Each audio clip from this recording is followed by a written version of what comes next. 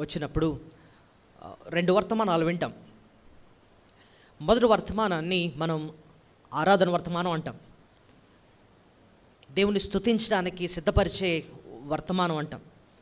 దేవుని స్తుతించేటప్పుడు మనము సత్యాన్ని గ్రహించి ఆత్మతో సత్యంతో మనం దేవుణ్ణి ఆరాధించాలి, స్తుతించాలి. సత్యాన్ని గ్రహించకుండా, సత్యాన్ని అర్థం చేసుకోకుండా ఏదో పొడి మాటలు మనం చేయటం దేవుడు సంతోషించడు. సో సత్యాన్ని గ్రహించి ఆయన ప్రేమను అర్థం చేసుకొని మనస్ఫూర్తిగా నోరు తెరిచి హృదయపూర్వకంగా ఆయన్ని ఘనపరచడం, ఆయనకు కృతజ్ఞత చెల్లించడం, అది దేవుడు ఎంతో సంతోషిస్తాడు.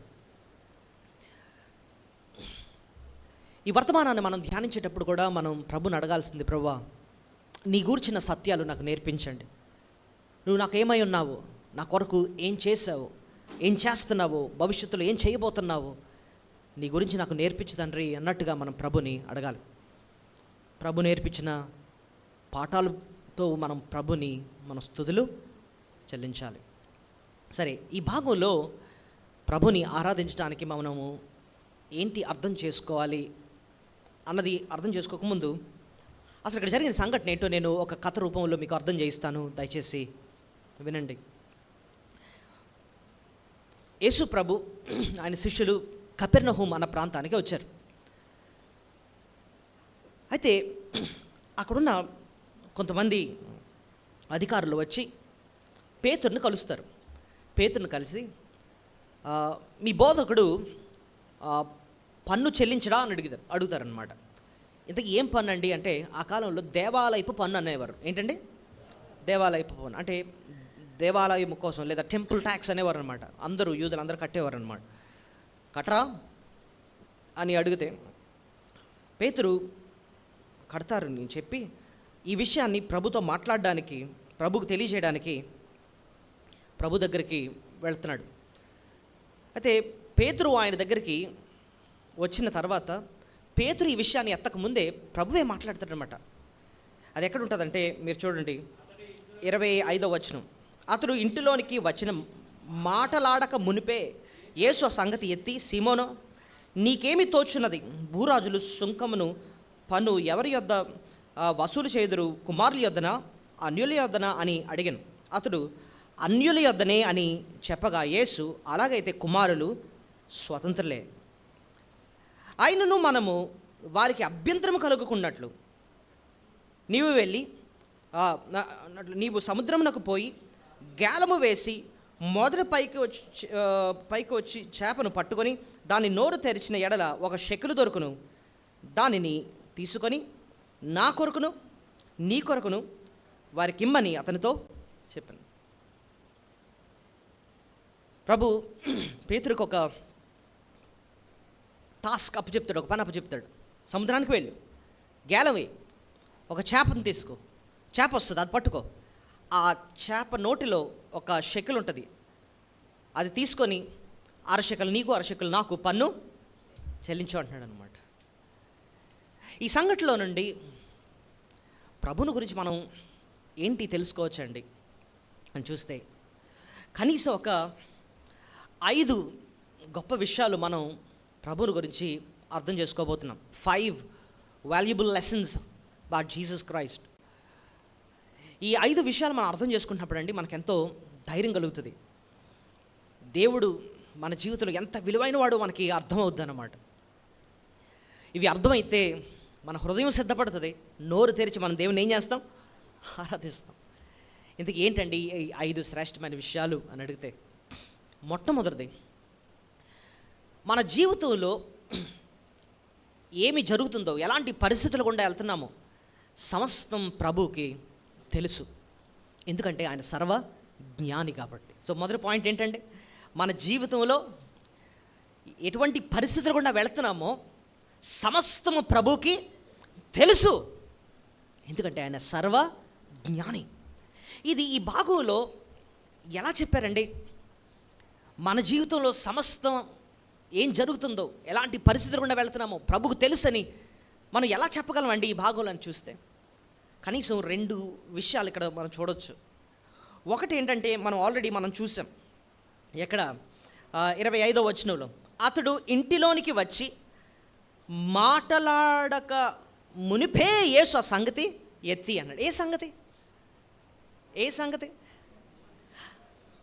పేతురు అధికారంతో మాట్లాడాడు అనమాట. అది ఎక్కడో మాట్లాడాడు, ఏ రోడ్డు మీద మాట్లాడాడో, లేకపోతే ఎక్కడ పొలంలో ఉన్నప్పుడు మాట్లాడాడో, ఎక్కడో మాట్లాడుతున్న ఆ సంభాషణ ఇంటిలో ఉన్న ప్రభుకి ఎలా తెలిసిందండి అంటే ఆయనకు సమస్తం తెలుసు. ఇప్పుడు మనం ఎంత బలహీనలమో, ఎంత జ్ఞానం తక్కువ అంటే, మనకు ఈ గోడ బయట ఏం జరుగుతుందో మనకు తెలీదు, అంతేనా? మన వెనక ఏం జరుగుతుందో మనకి తెలీదు, మన పైన ఏం జరుగుతుందో మనకు తెలీదు, మన కింద ఏం జరుగుతుందో తెలీదు. కానీ ప్రభుకి సమస్తం ఆయనకి తేటగా కనపడుతుంది అనమాట. ఆయనకి సమస్తం తెలుసు. ఇంకా ఈ భాగంలో మనం చూస్తే ఇంకా ప్రభుకి ఇంకేంటండి ఆయనకి తెలుసు అని చూస్తే 27వ వచనం చూడండి. ఇక్కడ ఒక వింతైన విషయం మనం చూడవచ్చు. ఆయనను మనము వారికి అభ్యంతరము కలుగకుండానట్లు నీవు సముద్రమునకు పోయి గేలము వేసి మొదట పైకి వచ్చు చేపను పట్టుకొని దాన్ని నోరు తెరిచిన ఎడల 1 షెకెలు దొరుకును అంటున్నాడు అనమాట. ఎంత స్పష్టంగా చెప్తున్నాడు ప్రభు. ఏమో ట్రై చేసి చూడు, ఒకవేళ ఉంటుందేమో, ఇలాగా కాదు, క్లియర్గా చెప్తున్నాడు. నువ్వు ఫస్ట్ చేప వస్తుంది, ఆ చేపను పట్టుకో, నోరు తెరు, దాని లోపల నువ్వు వేలు పెడితే ఏం కనపడుతుంది నీకు? షెకెల్ ఉంటుంది అని అన్నాడు అనమాట. ఆయనకి ఎలా తెలుసండి? సముద్రంలో ఎన్ని చేపలు ఉంటాయండి? ఊహించలేము కదా, అసలు సంఖ్య కూడా మనకు అర్థం కదా. అన్ని చేపల్లో పేతురు గేలానికి 1 చేప వచ్చి పడుతుందని, ఆ చేప నోట్లో షెకెల్ ఉందని ఎవరు తెలుస్తుందండి? ఇక్కడ మన నోట్లో ఏముందో మనకే, పక్కనోడికే తెలీదు. ప్రభువుకి సముద్రం చేపలు ఏదుందో, చేప నోట్లో ఏముందో స్పష్టంగా తెలుసు అన్నమాట. ఎలా తెలుసండి అని అంటే ఆయన హీ నోస్ ఎవ్రీథింగ్. చేప నోట్లోయే కాదండి, ఎక్కడో వీధిలో జరిగిందే కాదండి, ఈ సమయంలో మన హృదయాల్లో ఏముందో కూడా ఆయనకి తెలుసు. ఎలా చెప్పారండి అంటే మత్తయి సువార్తలోనే మనం గమనిస్తే చాలా చోట్ల యేసు ప్రభు యొక్క జ్ఞానాన్ని గురించి, ఆయన సర్వజ్ఞాని అయిన సత్యాన్ని చాలా వచనాలు మత్తయి అయిన భక్తుడే రాస్తున్నాడు. కొన్ని వచనాలు మనం చూద్దాం. ఓకే, ఈ మాట మనల్ని ఎంత ఆదరిస్తుంది అంటే, ఆయనకు అంత తెలుసు అన్న సత్యం ఎంత ఆదరిస్తుంది అంటే మనం చూడబోతున్నాం. మత్తయి సువార్త 9వ అధ్యాయము 4వ వచనం చూడండి. యేసు వారి తలంపులు గ్రహించి, చాలు అదే కావాలి మనకి. ఇక్కడ ఏంటి తెలుసు ప్రభుకి? వారి తలంపులు గ్రహించి అంటున్నాడు అనమాట. చూడండి, తలంపులు ఎక్కడ ఉంటాయండి?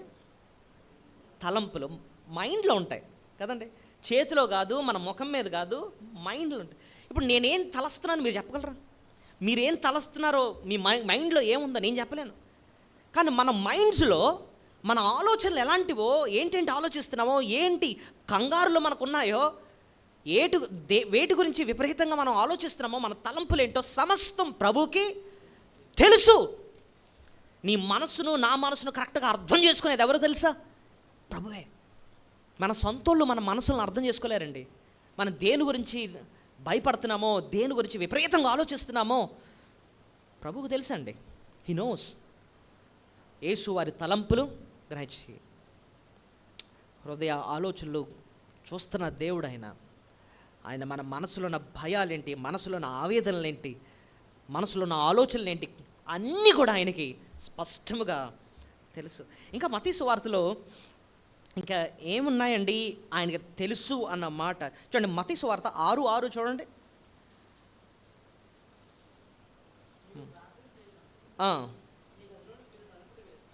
నువ్వు ప్రార్థన చేయనప్పుడు నీ గదిలోనికి వెళ్ళి తలుపు వేసి రహస్యమందున్న నీ తండ్రికి ప్రార్థన చేయి. ఇప్పుడు చూడండి, అప్పుడు రహస్యమందు చూచు నీ తండ్రి నీకు ప్రార్థన.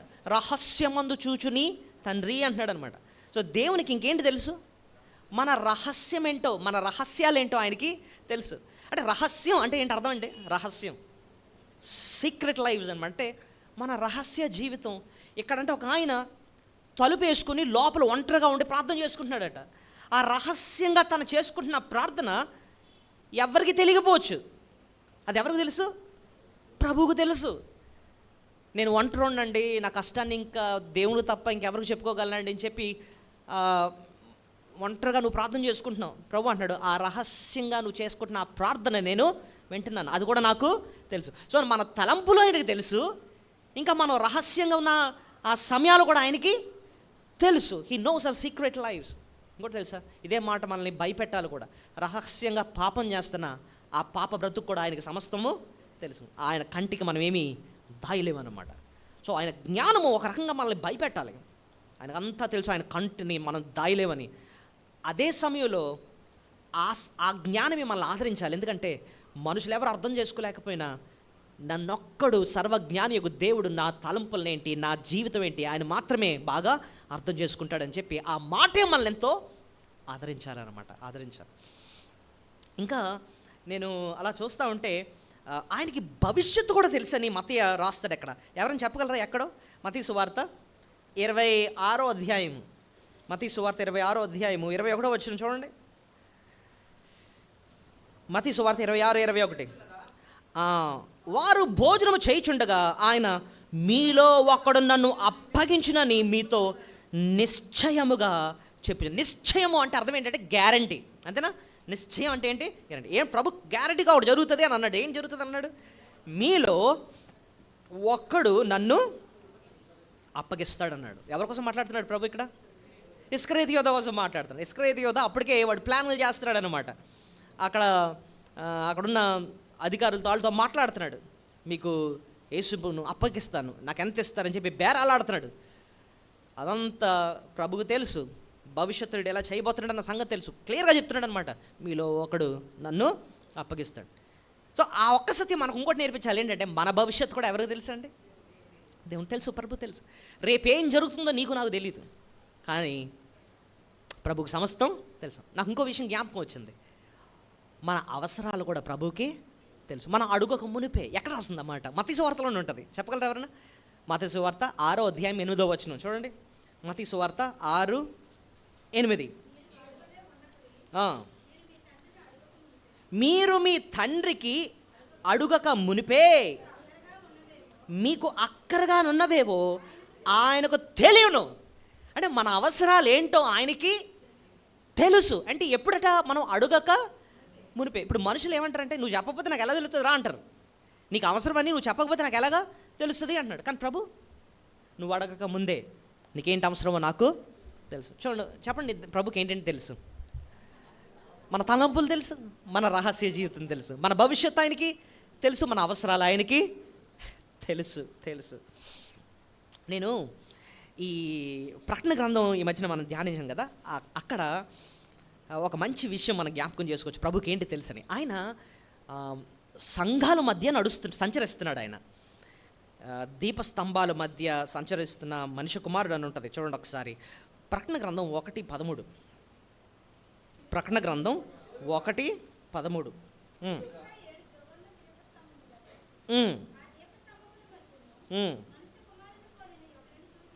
చూడండి, తిరుగగా 7 సువర్ణ దీప స్తంభములను, ఆ దీప స్తంభముల మధ్యను మనుష్య కుమారుని పోలిన ఒకరిని చూచితిని. ఈ ఒక్క లైన్ చూద్దాం.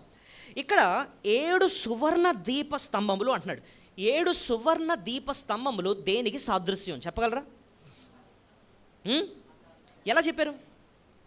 అదే అధ్యాయంలో ఆఖరి వచనంలో ఉంటుంది చూడండి. ఆ 7 సువర్ణ దీప స్తంభములు సంగతి విరాయము, ఆ 7 నక్షత్రములు 7 సంఘములు దూతలు, ఆ 7 దీప స్తంభములు 7 సంఘాలు. సో ఇప్పుడు మీకు అర్థమైపోయింది. ప్రకటన 1:13లో ఆ సువర్ణ దీప స్తంభాలు దేని సాదృశ్యం? సంఘం అంటే ఏంటి అర్థం? విశ్వాసుల యొక్క గుంపు. విశ్వాసుల యొక్క గుంపు. ఈ ప్రకటన గ్రంథంలో 7 సంఘాలు ఉంటాయి. పేర్లు: ఎఫెస్సి సంఘం, స్ముర్న, థియతైరా, ఫిలదెల్ఫియా, సో సార్దిస్. ఇవన్నీ ఏంటండి? సంఘాలు. ఓకే, అక్కడ 7 సంఘాలు ఉన్నాయన్నమాట. అయితే ప్రభు అంటాడు, ఆ సంఘాల మధ్య నేను సంచరిస్తున్నాను అన్నాడు. సంచరించడం అంటే ఏంటండి? సంచరించడం. ఇప్పుడు చూడండి, ఎగ్జామ్ రాస్తున్నారు అనుకోండి. ఎగ్జామ్ పిల్లలందరూ రాస్తున్నప్పుడు ఒక ఆయన చుట్టూ తిరుగుతూ ఉంటాడు. ఆయన ఏమంటారు? ఇన్విజిలేటర్ అంటారు. ఇన్విజిలేటర్. ఆయన పని ఏంటి చెప్పండి? చుట్టూ వాళ్ళ మధ్య తిరుగుతూ ఎవరన్నా కాపీ కొడుతున్నారా, లేకపోతే క్రమంగా జరుగుతుంది లేదని చెప్పి వారి మధ్య అలా తిరుగుతూ ఉంటాడు. ప్రభు అంటున్నాడు, సంఘాల మధ్య నేను ఏం చేస్తున్నాను? సంచరిస్తున్నాడు. బేతెల్ అసెంబ్లీలో కూడా ప్రభు ఏం చేస్తున్నాడు? సంచరిస్తున్నాడండి. సంచరిస్తున్నప్పుడు ఆయన నేత్రాలు అగ్ని జ్వాలలు వంటివి కదా. ఆయనకు సమస్తము సంఘంలో ఏం జరుగుతుందో ఆయనకి అంతా తెలుసు. ఒక్కొక్కరు హృదయాలు చూస్తాడు ఆయన. నా హృదయాన్ని చూస్తాడు, నీ హృదయాలు చూస్తాడు, మన కష్టాన్ని చూస్తాడు. పక్కనేమో 7 నక్షత్రాలు ఆయన చేతుల్లో ఉన్నాయి. ఈ నక్షత్రాలు ఎవరు? సంఘపు దూతలు. అంటే ఎవరు? సంఘ కాపరులు. సంఘ కాపరుల్ని ఆయన చేతన పట్టుకొని వారిని సిద్ధపరిచి, నా బిడ్డ ఇంత కష్టంలో ఉన్నాడు, ఆయనతో ఈ వాక్యం ద్వారా మాట్లాడాలని చెప్పి సిద్ధపరిచి వారి దగ్గర తీసుకొచ్చి వారితో మాట్లాడిస్తున్నాడు. ఇదంతా ఎందుకు జరుగుతుందండి అంటే ఆయన సర్వ జ్ఞాని. ఆయనకు నీ జీవితంలో ఏం జరుగుతుందో సమస్తము తెలుసు. నీ జీవితంలో కూడా ఆయన సంచరిస్తున్నాడు. ఎంత ఆదరణకరమైన మాట ఆలోచించండి.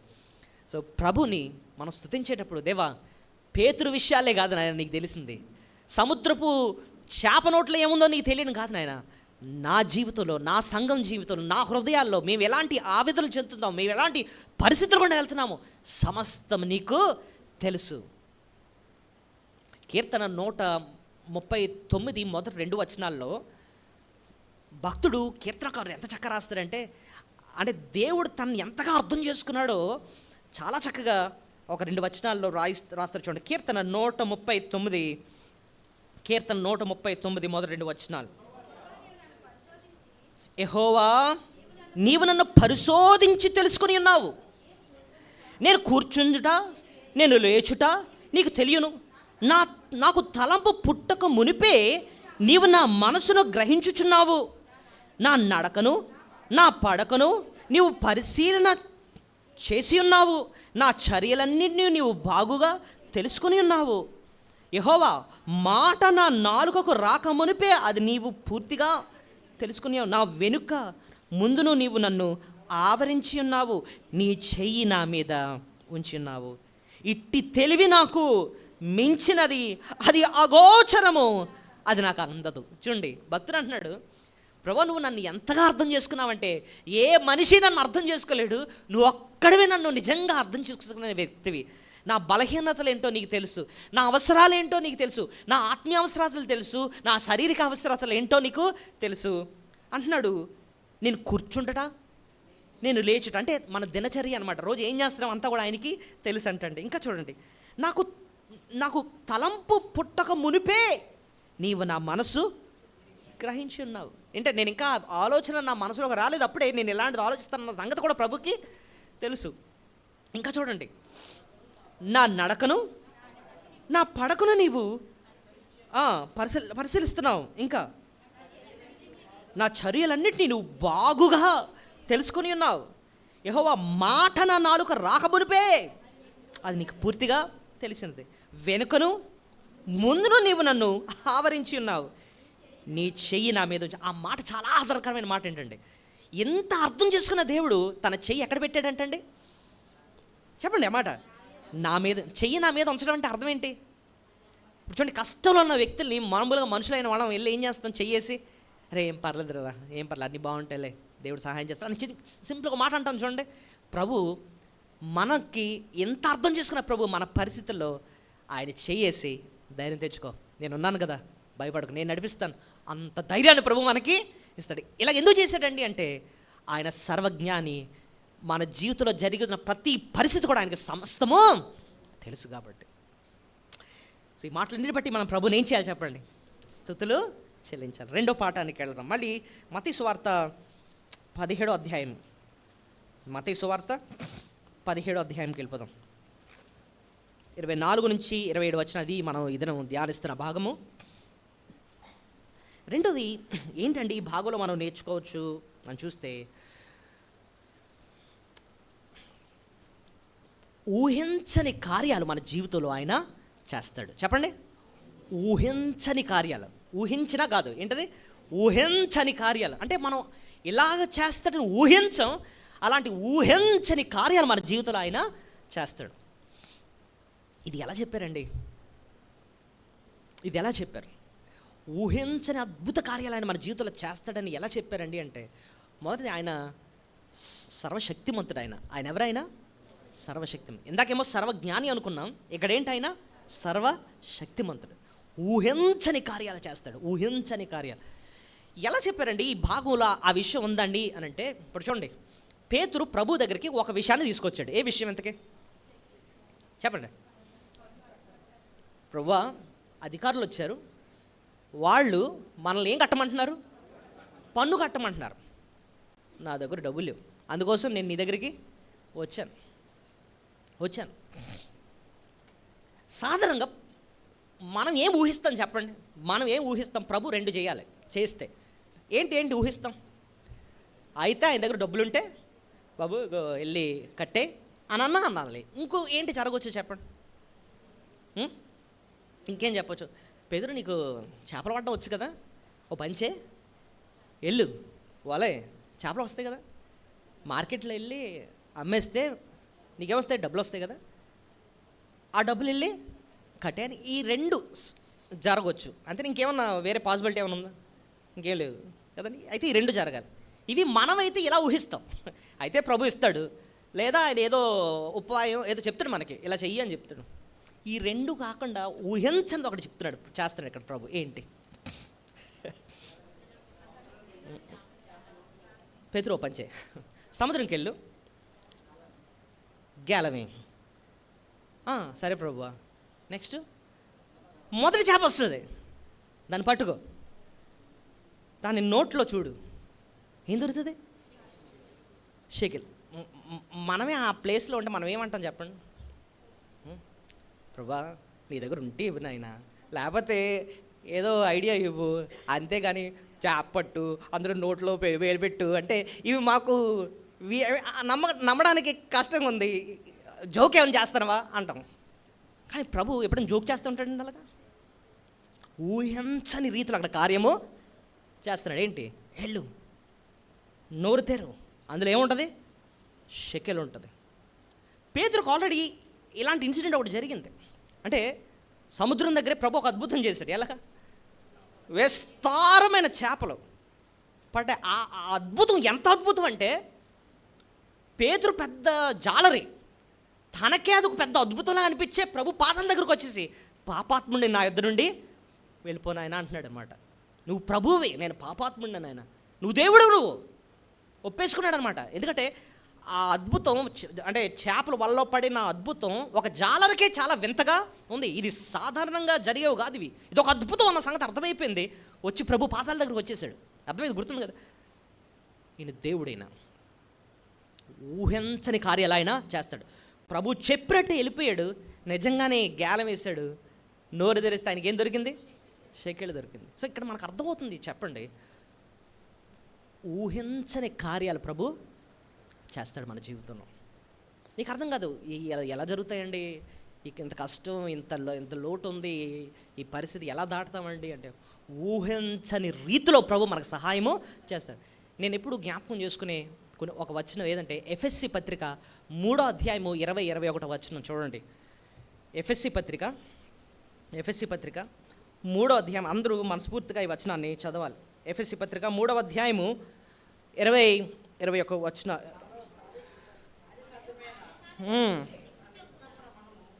మనలో కార్య సాధకమైన తన శక్తి చొప్పున మనం అడుగు వాటి కంటేను ఊహించు వాటి కంటేను అత్యధికముగా చేయు శక్తి గల దేవునికి క్రీస్తు యేసు మూలముగా సంఘములో తరములు సదాకాలము మహిమ కలుగునుగాక.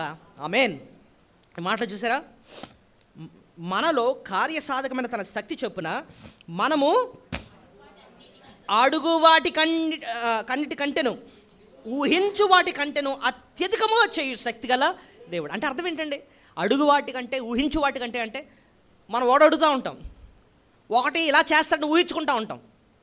అడుగు వాటి కంటే మనం ఊహించే సమాధానాల కంటే అత్యధికముగా ఆయన చేయగల శక్తిమంతుడు అనమాట. ఆయన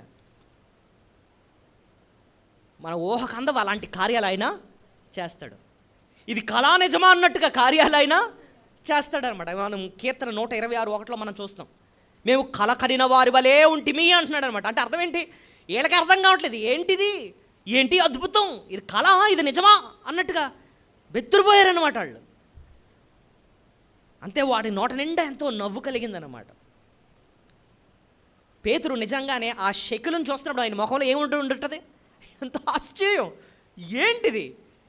చేప పట్టడం ఏంటి? చేప నోట్లో శకులు ఉన్నాయి. విషయమంతా కూడా ప్రభు కళ్ళకు కట్టినట్టు చెప్పడం ఏంటి? ఊహించలేదు ఇప్పుడు ఇలాంటి కార్యాలు నా జీవితంలో దేవుడు చేస్తాడని. దేవుడు అడిగి వాటికంటే, ఊహించే వాటికంటే అత్యధికంగా చేసే దేవుడు అండి. సాధారణంగా ఇశ్రాయేలు ప్రజలు ప్రయాణం చేస్తున్నప్పుడు వాళ్ళకి సాధారణంగా భోజనం ఇవ్వాలి అంటే నేలలో నుంచి మొలిపించాలి దేవుడు, అంతేనా? ఇప్పుడు సాధారణంగా మనందరికీ భోజనం ఎక్కడి నుంచి వస్తుంది? అన్నం తింటున్నామండి, రైస్ తింటున్నాం, ఎక్కడి నుంచి వచ్చింది అది? నేలలో నుంచి వచ్చింది కదండి, నేలలో నుంచి వచ్చింది భోజనం, అంతేనా? ఇప్పుడు ఇశ్రాయేలు ఏమో ప్రయాణం చేస్తున్నారు. ప్రయాణం చేస్తున్నప్పుడు పొలం పండించడం ఇవన్నీ జరుగుతాయా? అర్థమైందా మీకు నేను చెప్పిన? వాళ్ళు ప్రయాణం చేస్తున్నారు. ప్రయాణం చేస్తున్నప్పుడు పంట వేసుకోవడానికి వాళ్ళకి అవ్వదు, ఆహారం పెట్టాలి. ఎలా వీళ్ళకి ఎలా వస్తుంది ఫుడ్? అరణ్యంలోంచి ప్రయాణాలు చేసుకుని వెళ్తున్నారు వాళ్ళు. ఎలా వస్తుంది అంతమందికి, లక్షల మందికి ఆహారం ఎలాగొస్తుంది? సాధారణంగా అయితే మనం ఊహించేది ఏంటంటే భూమిలోంచి రావాలి, కానీ దేవుడు ఆకాశం నుంచి మన్నాను కురిపించాడు. అది ఊహకు అందనిది. నీళ్లు సాధారణంగా మనకు ఎక్కడి నుంచి వస్తాయి నీళ్లు? వర్షం రావాలి, నదులు నిండాలి, లేదా భూమిలోకి వెళ్ళాలి, భూమిలో నుంచి నిగిల్లో నుంచి బయటకు తోడుకొని మనం ఆ రీతిగా వాడుకుంటాం, కరెక్ట్ అంతేనా? ఇది మామూలుగా సహజ పద్ధతి. బండ బద్దలు ఏమైనా వస్తుందండి నీళ్ళు? దేవుడు వాళ్ళకి నీళ్ళు ఎలాగిచ్చాడు? బండను బద్దలు కొట్టి నీరు ప్రవాహంగా ఆయన ఇచ్చాడు. బండ అంటే ఏంటి? బండ అంటే ఏంటి? ఒక రాయ. ఇప్పుడు చూడండి, బోండం అనుకుంటే బోండంలో ఏముంటాయి? వాటర్ ఉంటాయి. ఇప్పుడు ఎవరైనా బోండా తీసుకొచ్చి స్ట్రా పెట్టి బాబు తాగు బాబు అని మనకి ఇచ్చారనుకోండి, సంతోషంగా తాగుతాయి, ఎందుకంటే మనకు తెలుసు బోండాలో ఏముంటాయి, నీళ్ళు ఉంటాయి. ఒక రాయి తీసుకొచ్చి దానికి ఒక రంధ్రం పెట్టి స్ట్రా పెట్టి తాగానంటే రాయి ఇసిరేద్దాం వాళ్ళ మీదకి, రాయిలో ఎందుకు వస్తారు నీళ్ళు అంటాం. కానీ ప్రభు వాళ్ళకి అంతమందికి ప్రవాహం అంత నీళ్ళు ఎక్కడి నుంచి ఇచ్చాడు? బండను బద్దలు కొట్టి చీల్చి అందులోంచి ప్రవాహం అంత నీళ్ళు ఇచ్చాడు. ఇది ఊహకు అందదు, మనకి మన మైండ్కి అంతకాలదు అనమాట. అడిగిన వాటికంటే, ఊహించు వాటికంటే అత్యధికంగా ఇస్తాడండి. మనం ఒక్కొక్కసారి అండి ఎంత తెలివిగా ఆలోచిస్తున్నాం అనుకుంటాం, మనమే లెక్కలేసేసుకుంటూ ఉంటాం అనమాట. ఇప్పుడు ఫిలిప్ కూడా చూడండి, ఫిలిప్ ఏం చేశాడు? లెక్కలేస్తున్నాడు అనమాట. ప్రభువా, మనం ఎన్ని దేనారాలు పెట్టి మనం ఆహారం తెచ్చినా సరే, అందరూ కొంచెం కొంచెం తిన్నా సరే సరిపోదు అని చెప్పి ఏం చేస్తున్నాడు ఫిలిప్? మొన్నే కదండి మనం ధ్యానించాం ఫిలిప్ జీవితం. ఏం చేస్తున్నాడు? ఇది ఈయన ఊహ. ఇలాగ మనకి ఇంతే డబ్బులు ఉన్నాయి, మనం ఇంతే చేయగలం, అది ఇలా ఊహించుకుంటున్నాడు.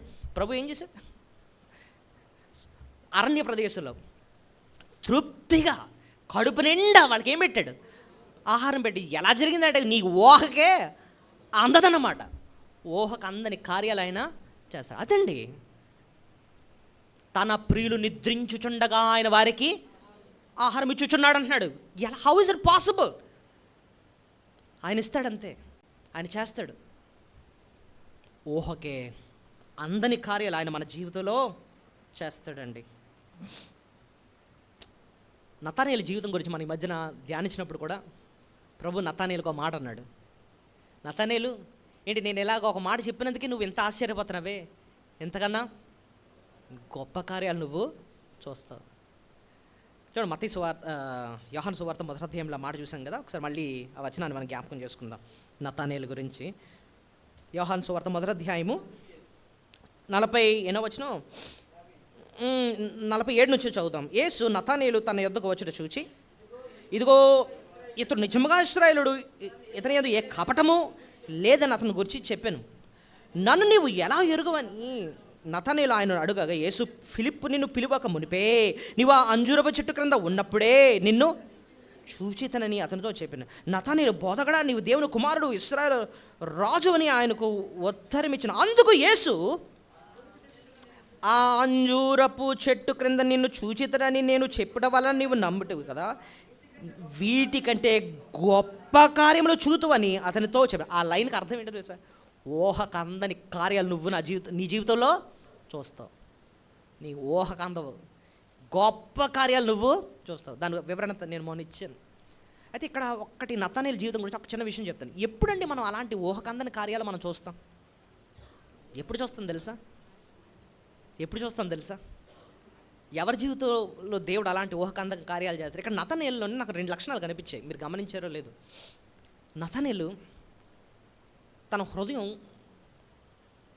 శుద్ధి చేయబడింది. ఫస్ట్ చూడండి ఎక్కడ తన మనసు ఎలా ఉందో. 47 చూడండి. ఇతడు నిజముగా ఇశ్రాయేలుడు, ఇతని యందు ఏ కపటము లేదు. కపటం అనేది ఎక్కడ ఉంటుంది? లోపల ఉంటుంది కదా. సో హృదయాన్ని శుద్ధి చేసుకున్నాడు. హృదయ శుద్ధి చేసేది ఎవరు చేస్తారు? దేవుడే చేస్తాడు కదా. బయట మురుగు మనం కడుక్కుంటాం. మన హృదయాన్ని శుద్ధి చేయాలంటే దేవుడే చేయాలి. ప్రభు దగ్గరకు వచ్చి, ప్రభువా నా హృదయాన్ని శుద్ధి చేయి. నా హృదయంలో కపటం ఉంది, నా హృదయంలో కమాతృత ఉంది, నా హృదయంలో ద్వేషాలు ఉన్నాయి, పగ ఉంది, నా హృదయంలో నీకు ఇష్టం లేని గర్వం ఉంది, నాయన కడుగు తండ్రి, శుద్ధి చేయండి. మనకు ఒక పాట ఉంది, నా హృదయముది యేసుని తోట, గురుగులు రాళ్ళు ముండ్లు తీసివేయము నా నుండి అంటున్నాడు. చూసారా, నాలో కపటం ఉంది నాయన, అది కూడా తీసేయి నాయన, నన్ను శుద్ధి చేయి. నా హృదయం నీకు ఎలా ఉండాలి? అంగీకారంగా ఉండాలి. నా హృదయాన్ని మార్చు. అప్పుడే మన జీవితంలో ఏం చూస్తాం? ఊహకందని గొప్ప కార్యాలు మనం చూస్తాం. హృదయం కడగబడాలన్నమాట. ఇంకా చూస్తే ప్రభు అధికారం కిందకు వస్తున్నాడండి.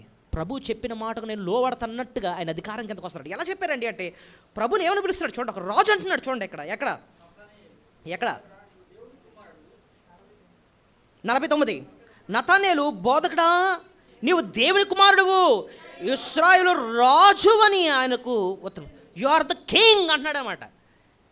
నేను ఇశ్రాయేలుని కాదు, నాకు నువ్వెవరు? నువ్వు రాజువు. You are the king. నువ్వు రాజువు నాయన, నువ్వు రాజువి. నేను నీకు దాసుణ్ణి, నేను నీ ప్రజలను నీకు లోబడే బిడ్డని. తన అధికారం కిందకి వస్తున్నాడు అనమాట. అప్పుడు ప్రభు అన్నాడు, నతనేలు, వీటికంటే నువ్వు గొప్ప కార్యాలు. మన హృదయం శుద్ధి చేయబడిందా? మనం నిజంగా ఆయన అధికారం కిందకి వచ్చామా? ఇవి మనం ప్రశ్నించుకోవాలి. నిజంగా ఇలాంటి లక్షణాలు ఉన్నవాడే నిజమైన విశ్వాసి. హృదయ శుద్ధి గలవారు ధన్యులు, వారు దేవుణ్ణి చూస్తారు. ఏది శుద్ధి చేయబడాలి? హృదయం. బయట స్నానం కాదు, లేకపోతే బయటికి భక్తుల్లా కనిపించవచ్చు. మనం బైబిల్ పట్టుకొని మంచి డ్రెస్ వేసుకొని ఏదో ఒక విశ్వాసులుగా అపీరియన్స్ ఇవ్వచ్చేమో కదండి. ప్రైజ్ ది లార్డ్ అండి. అదే లోపలంతా కపటము, ద్వేషము, కోపము, అసూయ ఇవన్నీ ఉంచుకున్నామే. కానీ ప్రభు చూసేది ఏది? మనిషి పై రూపాన్ని లక్ష్య పెడతాడు, దేవుడు అంతరంగాన్ని. పరిసేయుడిని ప్రభు అందుకోసం అన్నాడు, సున్నం కొట్టిన సమాధి అన్నాడు. అంటే అర్థం ఏంటి? బయటికి సున్నం కొట్టావు కానీ లోపలేమో సమాధి, దుర్గంధం ఉంది అంటున్నాడు అనమాట. కానీ నతనేలు గురించి అలాగనలే. ఇతని యందు ఏ కపటమో లేదు. His heart is clean. తన హృదయం శుద్ధి చేయబడింది. ప్రభుని అడగాలి, దేవా నా హృదయాన్ని శుద్ధి చేయి తండ్రి. అదొకటి జరగాలి మన జీవితంలో. అంతేకాకుండా ఆయన అధికారం కిందకి వచ్చేయాలన్నమాట. ప్రభువా నీకు లోబడతాను, నువ్వే నా రాజువి, నువ్వు ఎలా చెప్తే నేను ఎలాగా జీవిస్తాను. అంతే ప్రభు అన్నాడు, నీ జీవితం ఏం చూస్తావు? ఊహకో అందని కార్యాలు, గొప్ప కార్యాలు నువ్వు చూస్తావు అంటున్నాడు అన్నమాట. సో ప్రభు ఇక్కడ మనం నేర్చుకునే 2 పాఠాలు ఇప్పటికీ ఏంటంటే, మొదటి ఏం నేర్చుకున్నాం చెప్పండి? ఆయన సర్వజ్ఞాని. మన జీవితంలో ఎటువంటి పరిస్థితులు గుండా వెళ్తున్నామో మన పరిస్థితులన్నీ కూడా ఆయనకు స్పష్టంగా తెలుసు అన్న విషయాన్ని మనం చూసాం. రెండోది, సర్వశక్తిమంతుడిగా ఆయనకు ఊహకు అందని కార్యాలు ఆయన మన జీవితంలో చేస్తాడన్న విషయాన్ని కూడా మనం చూసాం. మూడోది, ఇంకే రీతిగా అండి మనం ప్రభుని ఆరాధించాలి అని చూస్తే మూడో విషయాన్ని ఒకటి చూద్దాం. మన రుణమును ఆయన చెల్లించినందుకు మనం దేవుని మన స్తుతులు చెల్లించాలి. మూడోది ఏంటండి? మన రుణాన్ని ఆయన ఏం చేశాడు? చెల్లించాడు. రుణాన్ని చెల్లించినందుకే ఆయన మన స్తుతులు చెల్లించాలి. ఎలా చెప్పారండి అంటే, ఇక్కడ పేతురుకి ఒక రుణం ఉండిపోయింది. ఏంటంది? మత్తయి సువార్త 17వ అధ్యాయంలో పన్ను చెల్లించాలి. తన ట్యాక్స్ ఉంది. ఈ పన్ను ఎలాంటిదంటేనండి, నువ్వు చెల్లించే వరకు అది నీ నెత్తి మీద ఉంటుంది. ఇప్పుడు అప్పు కూడా ఉందండి. మీరు ఎవరి దగ్గర అప్పు చేశారు, అప్పు కంపల్సరీ ఏం చేయాలి? తీర్చాలి. తీర్చనంత వరకు అది నీ నెత్తి మీదే ఉంటుంది. అర్థమైందా మీకు? అలాగే ఈ ట్యాక్స్ కూడా ఇక్కడ పేతురికి పన్ను చెల్లించాలి. అయితే నేను అడిగిన ప్రశ్న ఏంటంటే, పేతురు పన్ను ఎవరు చెల్లించారు? ఇక్కడ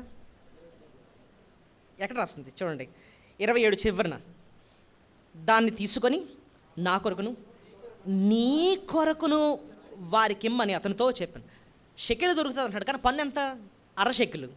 సో 1/2 షెకెలేమో పేతురుకు కోసం, తన కోసం చెల్లిస్తారు. అక్కడ ఒకటి మనకు అర్థమవుతుంది, ఒక లెసన్ ఏంటంటే, పేతురు యొక్క పన్ను ప్రభు తీర్చాడు. అంటే ఆయన యొక్క రుణాన్ని, ఆయన యొక్క ట్యాక్స్ని, ఆయన యొక్క పన్నును, ఆయన యొక్క రుణాన్ని ప్రభు చెల్లించాడు కదా. మీరు అనొచ్చు, అంటే మా అప్పులను తీసేస్తారండి ప్రభు అని అంటచ్చు. అది కాదు పాయింట్. ఇక్కడ మనం నేర్చుకోవాల్సింది, ఇక్కడ పాయింట్ ఏంటంటే, ఈ డబ్బులప్పుల కన్నా అంతకన్నా భయంకరమైన రుణం ఒకటి ఉంది మన మీద. ఏంటది? పాపాన్ని రుణంతో పోల్చారు. నేను ఇందాక అన్నట్టుగా రుణం అన్నది తీరిస్తే తప్ప, అయితే నువ్వు తీర్చాలి, లేకపోతే నీ బదులు ఇంకోళ్ళు తీర్చాలి. అలా తీరిస్తే తప్ప ఎలాగైతే పోదో, పాపం అన్నది కూడా శిక్షింపబడాలి. అయితే నువ్వు శిక్షింపబడాలి, లేకపోతే నీ బదులు ఇంకోళ్ళు శిక్షింపబడాలి. అందుకోసం పాపాన్ని దేంతో పోల్చారు? రుణముతో పోల్చారు. ప్రభు పరలోక ప్రార్థన నేర్పిస్తున్నప్పుడు కూడా మా రుణములను క్షమించుము అన్నట్టుగా ప్రార్థన చేయండి అంటున్నాడు కదా. ఆ రుణం అంటే ఏంటిది? పాపాన్ని దేంతో పోల్చారు చెప్పండి? రుణంతో పోల్చారు, డెట్తో పోల్చారు అన్నమాట. కొలసి పత్రిక 2వ అధ్యాయం మనం చూస్తాం. మన రుణపత్రాన్ని ఆయన ఏం చేశాడు? సిలువ నాణుకు మేకుతో కొట్టేశాడు. అంటే అర్థం ఏంటో తెలుసా? మన పాప శిక్ష అంతటినీ ఆయన భరించి మన బదులు ఆ శిక్షను చెల్లించాడు ఆయన. ఒక రుణాన్ని ఎలాగైతే మన బదులు ఇంకోళ్ళు చెల్లిస్తారో, అలాగా ప్రభు మన పాప శిక్షను ఆయన భరించి అది ఆయన చెల్లించాడు అన్నమాట. రుణం చెల్లించడం అన్నది ఎంతో ఆదరణ వస్తుంది. చూడండి, గవర్నమెంట్ ఒకానొక టైంలో రుణమాఫీ అని పెట్టారు. గుర్తుందా? వైఎస్ఆర్ గారి టైంలో కదండి. ఆ పదం గుర్తుందా మీకు? రుణమాఫీ ఏంటది? దాని అర్థం ఏంటది గుర్తుందా మీకు? ఇప్పుడు పేద రైతులు ఉంటారండి. పేద రైతులు, వాళ్ళకి విత్తనాలు కొనడానికి కూడా వాళ్ళకి డబ్బులు లేవు. కానీ పంట వేయాలి. ఏం చేస్తారు? వాళ్ళ దగ్గర ఉన్న పత్రాలు, లేకపోతే ఇంటి పత్రాలు, లేకపోతే బంగారమో ఏదో మొత్తానికి తాకట్టు పెట్టి బోల్డంతా డబ్బు అప్పుకు తెస్తారు. ఓకే, అప్పు తీసుకొచ్చి, అసలు వాళ్ళ పొలం కూడా వాళ్ళది కాదు, అది కూడా కౌలు తెచ్చుకుంటారు కదా. సో కొన్ని నెలలు వాళ్ళు ఏం చేస్తారు? ఆ డబ్బులతో కష్టపడి విత్తనాలు కొని, ఫెర్టిలైజర్స్, ఇవన్నీ ఎరువు అన్నీ కొని మొత్తానికి పంట సిద్ధపరుస్తారు. అది ఏంటో ఒక్కొక్కసారి జరుగుతుంది. ఏంటో కరెక్ట్గా పంట చేతికొచ్చిన టైంకి పెద్ద గాలి తుఫాన్లు వస్తాయి, మొత్తం అంతా కూడా నీలమట్టం అయిపోయి నష్టమైపోద్ది. అంటే అర్థం ఏంటి? ఇప్పుడు వీళ్ళు ఏ పరిస్థితులు అంటే, అసలు వాళ్ళు ఒరిజినల్ ప్లాన్ ఏంటి? పంట వస్తుంది, దాంతో మా అప్పులన్నీ తీర్చేసుకొని మిగిలిన డబ్బులు మేము దాచుకుంటాం అని చెప్పి ఇలాంటి ప్లాన్తో ఉంటే అసలు దారుణమైన పరిస్థితుల్లోకి వెళ్ళిపోయారు అనమాట. ఇప్పుడు గవర్నమెంట్ వచ్చి ఏం చేస్తారు? బ్యాంకులో వీళ్ళు అప్పు తీసుకొచ్చారు, వాళ్ళు అప్పులు కొట్టేయండి అంటే ఒప్పుకుంటారా బ్యాంకులు? గవర్నమెంట్ ఏం చేయాలి? రుణమాఫీ అంటే ఏంటి ఇప్పుడు చెప్పండి నాకు. గవర్నమెంట్ వాళ్ళ అప్పుని మీకు చెల్లించేస్తాం, మేము తీరుస్తాం, అవంతా కూడా ఎంత చెల్లించాలి అదంతా మేము పే చేసేస్తాం, వారి రుణాన్ని ఏం చేయాలి మీరు కొట్టేయండి. ప్రభు అదే చేశాడు అనమాట. ప్రభు అదే చేశాడు. పాపం చేస్తాం మనం శిక్షించాలి. ఆ వెల ఎంత అంటే మనం చెల్లించలేనంత వెల. నరక శిక్ష ఎంతది? యుగ యుగాలు కాలినా సరే నరకంలో అది తీరదనమాట. అలా ఉండాల్సిందే, అంత భయంకరమైంది. నేను కీర్తన 49వ అధ్యాయంలో ఆ మాట మనం చూస్తాం. అది అలా ఉంటుంది అంతే, నువ్వు ఎప్పటికీ తీర్చలేవని. ఎక్కడ చూడండి, కీర్తన 49వ అధ్యాయము, కీర్తన 49వ అధ్యాయము 7వ వచనం. ఎవడు ఏ విధవ చేతనైనా తన సహోదరుని విమోచింపలేడు, వాడు కుళ్ళు చూడక నిత్యము బ్రతుకున్నట్లు వాని నిమిత్తము దేవుని సన్నిధిని ప్రాయశ్చిత్తం చేయగలవాడు ఎవడూ లేడు. ఇప్పుడు చూడండి 9వ వచనం. వారి ప్రాణ విమోచన ధనము బహు గొప్పది, అది ఎన్నటికీ తీరక అట్లుండాల్సిందే. అంటే అర్థం ఏంటి? పాపానికి వచ్చే శిక్ష యొక్క రుణము ఎంత ఎక్కువ అంటే ఎవ్వడు కూడా దాన్ని తీర్చలేడు. పాపం చిన్నదే, కానీ దానికి వెల చాలా గొప్పదన్నమాట. ఎవరు తీర్చలేరు, ఏ మనిషి కూడా తీర్చలేడు అన్నమాట. ఏమండి, ఒకవేళ నేను వైజాగ్లో ఉన్న అడుక్కున్న వాళ్ళందరికీ నేను భోజనాలు పెట్టాను అనుకోండి, దేవుడు ఒక 4 పాపాలు తీసేస్తాడా అండి అంటే? ఏమీ చేయలేం, ఏమీ చేయలేం. బైబిల్లో రాస్తుంది, చిరుతుపులి తన మచ్చలని మార్చుకోలేదు. అంటే అర్థం ఏంటి? ప్రభు ఎందుకు ఆ ఎగ్జాంపుల్ చెప్పాడు? ఇప్పుడు చిరుతుపులు ఉందండి, చిరుతుపులి, అది చిరుతుపులు అని ఎలా గుర్తుపడతాం మనం? దాని మీద ఏముంటాయి? మచ్చలు ఉంటాయి కదా. ఇప్పుడు మీరు రోజు దానికి ఫెయిర్ అండ్ లవ్లీ రాస్తున్నారు అనుకోండి, తెల్లగా అయిపోద్ది? లేదు, దాని స్వభావం అలాంటిది అనమాట. మచ్చలు పోవది. అది ఎలాంటిదో అలాగే నువ్వు కానీ ఎన్ని ప్రయత్నాలు చేసినా సరే నీ పాపాన్ని నువ్వు పోగొట్టుకోలేవు. It's impossible. దాని వెల అంత గొప్పదన్నమాట, దాని శిక్ష అంత పెద్దది. అయితే ప్రభు మన కొరకు చేసింది ఏంటంటే, ఆయన శిలువ మీద వేలాడినప్పుడు ఒక మాట అన్నాడు, సమాప్తమైనది. ఏమన్నాడు ఆయన? అంటే అర్థమేంటో తెలుసా? నీ కొరకు, నీ పాప విమోచన కొరకు, నీ పాప విడుదల కొరకు ఎంత వెల చెల్లించాలో, ఎంత రుణం చెల్లించాలో అదంతా కూడా నేను చెల్లించేశాను. నీ బదులు ఇంకొకళ్ళు 1 లక్ష రూపాయలు చెల్లించేస్తేనే నువ్వు ఎంతో, అయ్యో బాబాయ్ 1 లక్ష రూపాయలు నా బదులు మీరు కట్టారండి అంటాం కదా. కాదు, నిత్య నరకాన్ని, నీ కొరకు సిద్ధంగా ఉన్న రుణం, నిత్య నరకాన్ని ఆయన భరించి నీ కొరకు ప్రాణం పెట్టి మరణించి సమాధి చేయబడి తిరిగి లేచాడు. ఇది ఎందుకు చేశాడండి అంటే, ఎందుకు చేశాడు తెలుసా? నువ్వంటే నేనంటే ఆయనకి ఎంతో ప్రేమ కాబట్టి, ఆ ప్రేమను బట్టి నీ రుణాన్ని ఆయన చెల్లించాడు. ప్రభు నువ్వు స్తుతించేటప్పుడు, ప్రభువా నాలాంటోడి రుణాన్ని నువ్వు చెల్లించినందుకే నీకు స్తోత్రాలు తండ్రి అని దేవుని మన స్తుతులు చెల్లించాలి. 3 శ్రేష్టమైన పాఠాలు మనం నేర్చుకున్నాం. 3వది ఏంటి నేర్చుకున్నాం చెప్పండి? మన రుణాన్ని ఆయన చెల్లించాడు. 4వది, మనలను హెచ్చించటానికి ఆయన తగ్గించుకున్నాడు. చెప్పండి, 4వ పాయింట్ ఏంటండి? మనలను హెచ్చించటానికి ఆయన తగ్గించుకున్నాడు. ఈ పాయింట్ మనం అర్థం చేసుకోకుండా మొదటి 3 విషయాలు ఒకసారి జ్ఞాపకం చేసుకుందాం, గుర్తుంటాయి కదా ప్రభుని ఆరాధించడానికి. మొదటిది ఏం నేర్చుకున్నాం?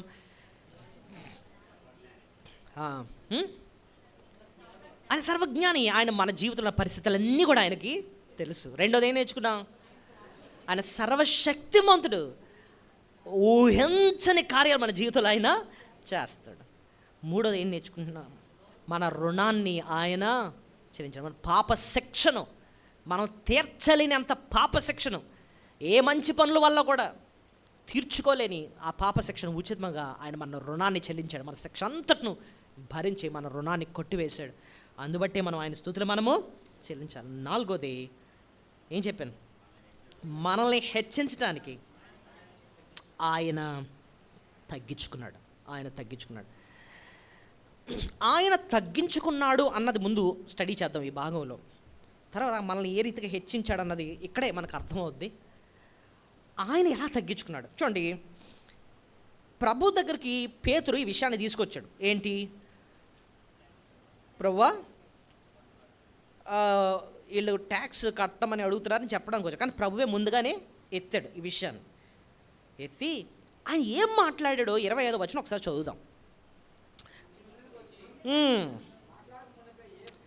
సీమోనా, నీకేమి తోచుచున్నది? భూరాజులు సుంకమును పన్నును ఎవరి యొద్ద వసూలు చేయుదురు? కుమారుల యొద్దనా అన్యుల యొద్దనా అని అడిగాను. అతడు అన్యుల యొద్దనే అని చెప్పగా యేసు, అలాగైతే కుమారులు స్వతంత్ర అంటే వాళ్ళు పన్ను కట్టవసరం లేదు. ఆయనను మనము వారికి అభ్యంతరము కలుగజేయకుండానట్లు నీవు సముద్రంలోకి పోయి గాలము వేసి మొదటి పైకి వచ్చిన చేపను పట్టుకు దాని నోరు తెరిచిన ఎడల ఒక శకులు దొరుకును. దాన్ని తీసుకొని నా కొరకును నీ కొరకును వారికి ఇమ్మని అతనితో చెప్పింది. ఇక్కడ భూరాజులకి ప్రభు లోబడుతున్నాడు. పాయింట్ అర్థమైందా? భూరాజులు ఒక భూ అధికారులు ఒక శాసనం పెట్టారు. ఏంటి? ప్రతి ఒక్కళ్ళు కూడా పన్ను కట్టాలి. అసలు ప్రభు ఎవరు? రాజులకే రాజు, సృష్టికర్త. అలాంటి దేవుడు ఎంతగా తగ్గించుకున్నాడంటే, భూరాజులు బాబు ట్యాక్స్ కట్టు అంటే ఈయన సరే కడతామని చెప్పి ఏం చేస్తారు? ఈయన ట్యాక్స్ కడతారు. అసలు ఈయన ఎవరో ఆలోచిద్దాం. నేను ఇందాక చెప్పాను, ఇంతకీ ఆ ట్యాక్స్ ఏం ట్యాక్స్? ఈ పన్ను దేవాలయపు పన్ను. చెప్పండి, దేవాలయపు పన్ను. ఇప్పుడు ఈ దేవాలయం అంటే ఏంటండి అంటే, యెరూషలేములో ఏముండేది ఆ టైంలో? దేవాలయం ఉండేది. సొలొమోను కట్టిన పెద్ద దేవాలయం. ఓకే, ఆ దేవాలయం కొరకు వీళ్ళు పన్ను వసూలు చేస్తున్నారు. అసలు ఆ దేవాలయం గురించి ఒకసారి సంభాషణ వచ్చినప్పుడు ప్రభు ఏం చెప్పాడు తెలుసా? ఈ దేవాలయం కంటే గొప్పోడు ఎక్కడ ఉన్నాడన్న మాట అన్నాడు. ఏమన్నాడు? ఈ దేవాలయం కంటే గొప్పోడు ఎక్కడ నడిచాడు? మత్తయి సువార్తలోనే కొంచెం ముందుకు వెళ్తే, వెనక్కి వెళితే 12వ అధ్యాయము 6వ వచనంలో అంటున్నాడు. చూడండి అన్నమాట. మత్తయి సువార్త 12:6. దేవాలయం కంటే గొప్పవాడు ఎక్కడున్నాడని నీతో చెప్పాను. సార్, దేవాలయం కంటే నేనేంటి గొప్ప అంటే అర్థం ఏంటండి? దేవాలయం కంటే గొప్పవాడు అంటే అర్థం ఏంటి? అసలు ఆ దేవాలయం పేరు వచ్చిందే ఆయన వల్ల. ఎలాగో చెప్తాను చూడండి. ఇప్పుడు సీఎం ఆఫీస్ అండి అంటాం. సీఎం ఆఫీస్ అంటే ఆ ఆఫీస్కి పేరు ఎందుకు వచ్చిందంటారు? దానికి ఇటుకలతోనే కట్టారు, సిమెంట్తోనే కట్టారు, దానికి సున్నం వేశారు. అది ఓ బిల్డింగు, ఇది ఓ బిల్డింగు, మీ ఇల్లు ఒక ఇల్లు. మరి దానికి ఎందుకు అంత విలువ వచ్చింది? ఎవరిని బట్టి? సీఎం గారు అందులో ఉంటారు కాబట్టి సీఎం ఆఫీస్ అండి అంటాం, అంతేనా? సీఎం గారు లేకపోతే దానికి విలువే లేదనమాట. ఏం బిల్డింగు? ఏదో బిల్డింగ్ అంటాం. ఆ దేవాలయానికి ఆ విలువ వచ్చింది దెందు బట్టి అంటే ప్రభుని బట్టి. ప్రభు పేరట కట్టారు అది. ఇంకోటి, ఆ దేవాలయంలో జరుగుతున్న ప్రతి కార్యం కూడా ఎవరిని సూచిస్తుంది? ప్రభుని. ఒక బలి ఇస్తున్నారు, ఎవరికి సూచిస్తుంది?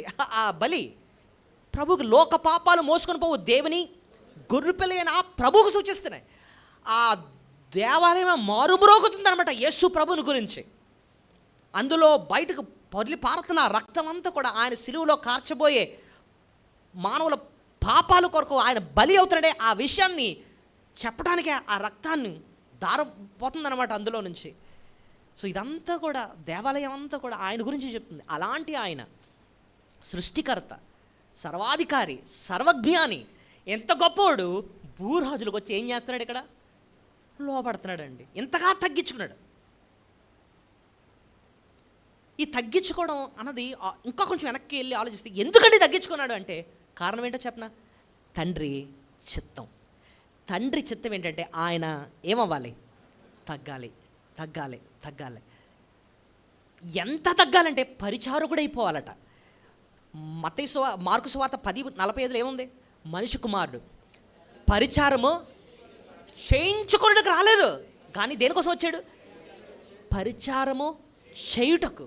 ఇంతకీ ఏంటంటే ఆ పరిచారం ఏంటంటే ఆ పని అని అంటే, అనేకులకు ప్రతిగా విమోచన క్రయధనముగా తన ప్రాణాన్ని ఇవ్వడానికి వచ్చాడు. ఒక దాసుడు భారాన్ని భరిస్తాడు, యజమాని యొక్క భారాన్ని భరిస్తాడు. ఆయన దాసుడై మన పాప భారాన్ని ఆయన పైన వేసుకున్నాడు. సిలువెక్కి మన కొరకు ప్రాణం పెట్టాడనమాట. మనం దోషులము కాదు, మనల్ని నీతిమంతులుగా తీర్చడానికి ఆయన పాపి అయ్యాడు, ఆయన శిక్ష భరించాడు. మనము ధనవంతులు అవ్వడానికి ఆయన దారిద్రుడయ్యాడు అన్నమాట. మనం నీతిమంతులుగా అవడానికి ఆయన పాపిగా చేయబడ్డాడనమాట. మనల్ని పరలోకానికి తీసుకెళ్ళడానికి ఆయన భూలోకానికి దిగి వచ్చాడు. మనల్ని హెచ్చించడానికి ఆయన తగ్గించుకున్నాడండి, తగ్గించుకున్నాడు.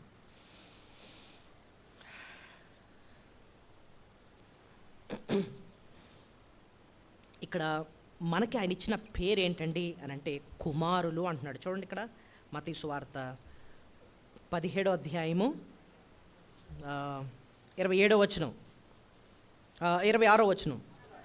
అతడు అన్యుల యొద్దనే అని చెప్పగా యేసు, అలాగైతే కుమారులు స్వతంత్రులే. అంటే కుమారులు స్వతంత్రులే, అంటే వారు పన్ను చెల్లించారు. సో మనకు ఆయన పెట్టిన పేరు ఏంటి చెప్పండి? కుమారులు. ఓకే, ఇప్పుడు చూడండి, ఆయనను మనము వారికి అభ్యంతరము కలుగుకున్నాడు. మనము అంటే అర్థం ఏంటో తెలుసా? మనము ఎవరి కోసం మాట్లాడుతున్నాడు? పేతురు కోసం, ప్రభు కోసం కూడా మాట్లాడుకుంటూ అన్నాడు. మనము ఒక రకంగా అయితే కుమారులము పన్ను కట్టవసరంలే, మనము వారికి అభ్యంతరం ఉండకుండా ఉండాలని వెళ్ళి పన్ను కట్టే అంటున్నాడు. ఆ మనము అన్న మాట చాలా లోతైన మాట అండి. యేసు ప్రభు దేవునితో సమానుడు. ఆయనని కుమారుడు అని అన్నారు అంటే అర్థం ఏంటంటే ఆయన దేవునితో సమానుడు అని అర్థం. అయితే మనకు రక్షించినప్పుడు ఆయన మనకిచ్చిన పేరేంటో తెలుసా? నువ్వు దాసుడువు కాదు, నువ్వేంటి? కుమారుడివి అంటున్నాడు. అంటే అర్థం ఏంటంటే ఆయన బిడ్డలయ్యే అధికారాన్ని దేవుడు మనకి ఇచ్చాడు.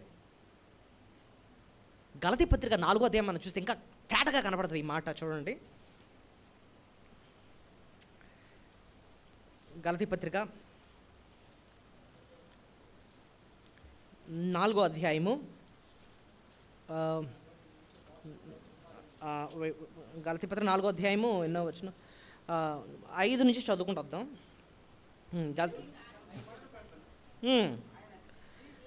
అయితే కాలం పరిపూర్ణ దేవుడు తన కుమారుని పంపాను. దేవుడు తన కుమారుడు అన్న మాటకు అర్థం ఏంటంటే దేవునితో సమానుడు, ఆయన్ని పంపాడు. ఆయన స్త్రీ యందు పుట్టి మనం దత్తపుత్రులము కావాలని. అంటే దత్తపుత్రులు అంటే అర్థం ఏంటండి? దత్తపుత్రులు అంటే అర్థం ఏంటి? ఒకప్పుడు వరకు ఆ బిడ్డలు మన బిడ్డలు కాదు, దత్తత తీసుకున్నామంటే అప్పటి నుంచి ఏమైంది? తండ్రి మారాడు అనమాట. అర్థమైంది మీకు? అప్పటి వరకు తండ్రి వేరు. వేరంటే ఎంతకి ఎవడాడు? అపవాది బిడ్డలం. కానీ రక్షించిన నాటి ఆయన దత్తత తీసుకున్న రోజు తండ్రి మారాడు, దేవుని బిడ్డలు అయ్యాం. ఓకే, ఆయన బిడ్డలయ్యే అధికారాన్ని ప్రభు ఇచ్చాడు. ధర్మశాస్త్రం లోబడి ఉన్న వారిని విమోచించుటకై ధర్మశాస్త్రముకు లోబడిన వాడాయను. మరియు మీరు కుమారులై ఉన్నందున నాయనా తండ్రి అని మొర్రపెట్టు తన కుమారుని ఆత్మను దేవుడు మన హృదయంలోనికి పంపెను. కాబట్టి నీవిక దాసుడువు కావు, కుమారుడివే. కుమారుడివైతే దేవుని ద్వారా వారసుడు, పరలోకానికే వారసులుగా చేశాడు. దేవాతి దేవుడు, పరిశుద్ధుడైన ప్రభు, దేవుడు తండ్రి అయిన దేవునితో సమానుడు. అలాంటి ఆయన ఈ లోకానికి వచ్చి సాతాను బంధకాలు ఉన్న మనల్ని రక్షించి మనల్ని ఏమని పిలుస్తున్నాడంటే, నువ్వెవరు? నువ్వు కుమారుడు, అంటే నా బిడ్డవి. మనం ఆయన బిడ్డలుగా మనల్ని చేసుకున్నాడు. పరలోకంలో ప్రభుతో పాటు సింహాసనం మీద, అంటే ఆయన దగ్గర కూర్చొని పరలోకాన్ని పంచుకునే ఆ వారసులుగా మనల్ని చేసుకుని ఎంత గొప్ప భాగ్యం ప్రభు మనకి ఇచ్చాడు. చూడండి, అంటే మనల్ని ఏం చేశాడు? హెచ్చించాడు. మనల్ని హెచ్చించడానికి ఆయన తగ్గించుకున్నాడు ఆయన. సో ప్రభు ఆ మాట అన్నాడు, మనం కుమారులు కాబట్టి మనం పన్ను కట్టవలసిన లేదు. మనము వారికి అభ్యంతరం ఉండకూడదు, ఏం చేద్దాం? పన్ను కట్టేద్దాం అని అన్నాడు అనమాట. సో మనల్ని హెచ్చించడానికి ఆయన తగ్గించుకున్నాడు. అందుబట్టే మనం దేవుణ్ణి మనంత స్తుతులు మనము చెల్లించాలి.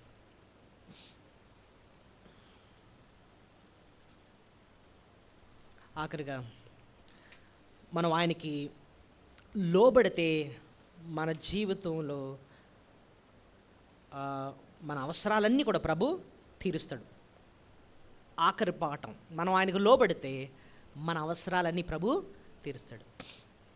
ఇక్కడ పేతురు యొక్క అవసరాన్ని ఎవరు తీర్చారు? ప్రభు తీర్చాడు. అలాగే పేతురు కూడా ప్రభువుకి సంపూర్తిగా ఏం చేశాడండి? లోబడ్డాడు.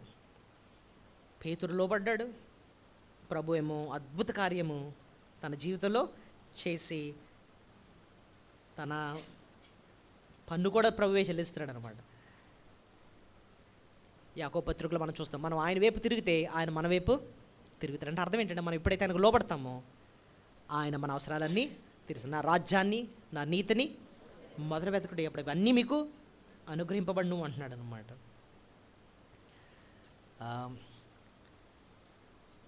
మనం నిజంగా ధన్యులము. ఇలాంటి ప్రభువుని మనం పూజిస్తున్నాం, ఇలాంటి ప్రభుని మనం ఆరాధిస్తున్నాం. 5 గొప్ప విషయాలు మనం నేర్చుకున్నామండి. మొదటిది ఏం నేర్చుకున్నాం? ఆయన సర్వజ్ఞాని, మన పరిస్థితులను ఆయనకి తెలుసు. ఆయన సర్వశక్తి మంత్రి, ఊహకు అందని కార్యాలు మన జీవితంలో ఆయన చేస్తాడు. 3, మన రుణాన్ని ఆయన చెల్లిస్తాడు. పాప రుణాన్ని ఆయన ఏం చేశాడు? చెల్లించాడు. 4, మనల్ని హెచ్చించడానికి ఆయన తగ్గించుకున్నాడు, దాసుడైపోయాడు, మన పాపాన్ని భరించి మరణించి సజీవుడిగా తిరిగి లేచాడు, పరలోకాన్ని తీసుకెళ్తున్నాడు. నువ్వు దాసుడు కాదు, నువ్వు నాకేంటి కుమారుడు అని పిలుస్తున్నాడు. ఆయన పరలోకాన్ని ఆయనతో పాటు పంచుకునే అంత వారసుడిగా మనల్ని చేశాడు. ఆఖరిగా మనం ఆయనకు లోబడితే ఆయన ప్రతి అవసరాన్ని చేస్తాడు. ఈ ఈ ఈ భాగం నాకెంతో ప్రియమైనదండి, వెరీ డియర్ టు మీ అనమాట. ఎందుకంటే నేను రక్షింపబడిన కొత్తలో దేవుడు నాతో మాట్లాడిన ఒక భాగం ఇదన్నమాట. ఈ భాగం ద్వారా దేవుడు నాతో మాట్లాడు. ఎలాగంటే నా జీవితంలో చాలా కొన్ని కీలకమైన నిర్ణయాలు తీసుకోవాలన్నమాట. నేను బైబిల్ కాలేజ్కి వెళ్ళాలా, లేకపోతే నాకు ఆ టైంలో మంచి జాబ్ ఆపర్చునిటీ వచ్చింది, దానికి వెళ్ళిపోవాలని చెప్పి ఇలాంటి నిర్ణయాల్లో ఉన్నాను. అలాంటి టైంలో ఈ వర్తమానం ఒక సేవకుడు చెప్తా ఉంటే వింటున్నాను. అలా వింటా ఉంటే దేవుడు నాతో సూటిగా మాట్లాడాడంటే, దేవుడు చెప్పిన పని పేతురు చేశాడు, పేతు అవసరాన్ని దేవుడు తీర్చాడని అన్నారనమాట. అంటే దేవుడు ఆయనకి ఏం పని అప్పచెప్పాడో పేతురు చేస్తే పేతురు అవసరం అంతా ప్రభు తీర్చాడు అని ఆ మాట నాకు ప్రభు నాతో మాట్లాడుతున్నట్టుగా ఎంత క్లియర్గా అనిపించిందంటే, అంటే దేవుడు చెప్పినట్టు నేను ఆయనకు లోబడి వెళ్ళి వాక్యం నేర్చుకొని వెళ్ళాలి అంటే వెళ్తే నా సంగతి అంతా ఆయన చూసుకుంటాడు. ఆ మాట స్పష్టంగా దేవుడు నాతో మాట్లాడాడు అనమాట. సో దేవుడు ఆ రీతిగా వాక్యం ద్వారా మనతో ఏం చేస్తూ ఉంటాడు? మాట్లాడుతూ ఉంటాడు అనమాట. మన ఫస్ట్ పాయింట్ అన్నాను కదండి, మన హృదయంలో ఉన్న ఆలోచనలు అన్నీ కూడా ఆయనకి తెలిసి సూటిగా నీతో నాతో ఆయన ఏం చేస్తాడు? మన గాడ్ స్పీక్స్ టు అస్. నిజంగా అనుభవించిన నువ్వు ఈ 5 మాటలు బట్టి ప్రభు నువ్వేం చేయాలి? స్తుతించాలి. నేను నువ్వు మనందరం కలిసి దేవుడిచ్చిన ఈ అవకాశాన్ని బట్టి మనస్ఫూర్తిగా దేవుడిని ఆరాధిద్దాం. దయచేసి మోకరించండి.